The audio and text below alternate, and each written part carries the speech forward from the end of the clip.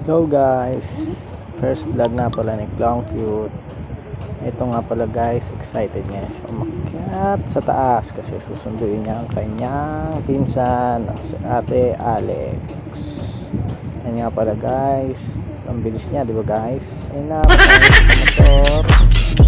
Ayun na, paalis na kami at susundo na kami sa school kasi nga pala guys, wala siyang pasok. Nga pala guys, kami ay susundo dito sa San Gabriel 3 Elementary School kung saan ako nag-aral ng grade 1 to grade 3. Nga pala guys, hinahanap niya guys. Nga pala guys, so tingnan mo guys, kasi nga guys wala pasok si Clown Cute, kaya susunduin niya muna ang Ate Alex niya, kanyang pinsan.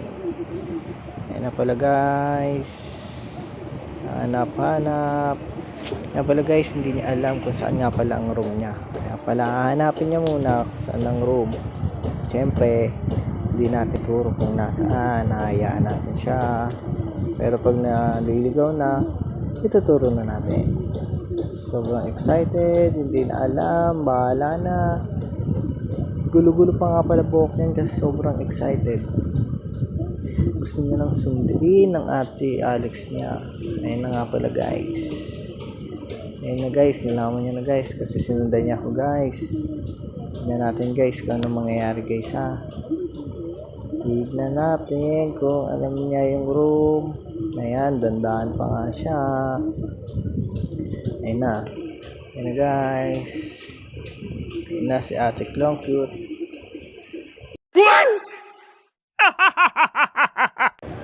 Ayun na guys, nakita niya na ata si Ate Alex niya, dandaan pa siya. Ayun na.